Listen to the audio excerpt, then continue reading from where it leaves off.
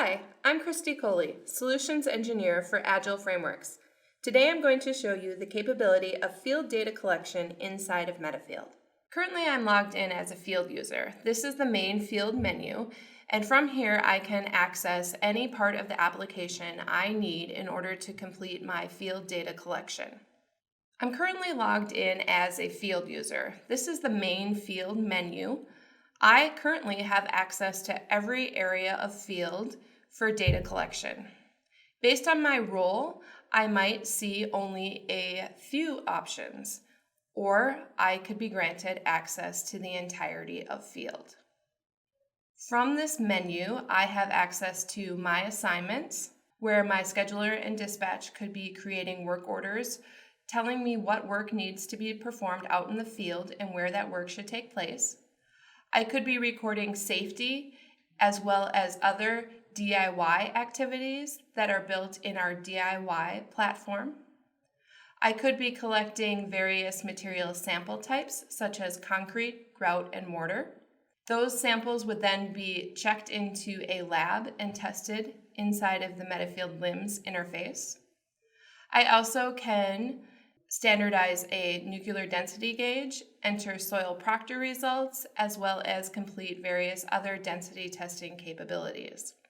After I've recorded all of my field data, I may optionally create a field report.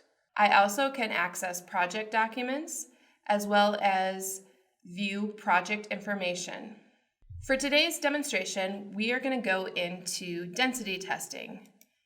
So once I've selected density testing, I have an option to create a new test. The system will then give me a list of test types supported. For this example, I'm going to choose soil nuclear gauge. The system will then ask me the who, what, where of the test.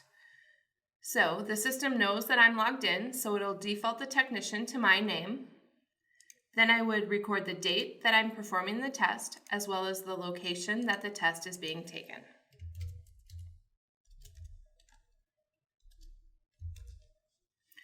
I can then optionally record my elevation as well as an elevation reference.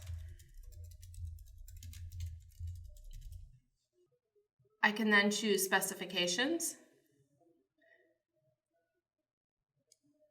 This is where I would enter in my proctor information for my density test.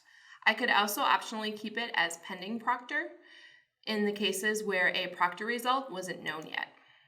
So I'm going to select this proctor. Then some information pertaining to the proctor is populated, and I can enter in my upper and lower moisture as well as compaction requirements. In this case, those tolerances are already populated for me. That's because in project specifications, my project manager had previously set these values up, making it easier for me to complete my density test. When I click the next button, I'm taken to the soil nuclear gauge test where I would record my gauge readings. As you can see, a gauge is already selected for me. That is because I previously standardized it inside of MetaField. I can then record my probe depth, as well as my vent density reading, and my weight of water. After I enter those two values in, the system will calculate whether my moisture and density results passed based on the tolerances that I had previously entered. From here, I can click the next button and optionally record additional notes pertaining to this test. Once I was happy with everything that I had entered in, I could click Save Test, and my test results are saved in the system. The system will automatically assign the next test number, so I can be sure that tests are numbered sequentially. From here, I can create a new test or copy the last test. Copy last test can be very helpful if you are performing a number of density tests in similar locations. I can also create a report, as well as add a new field activity. Thanks for watching this brief presentation on field data collection. Please contact us for a full demo of MetaField.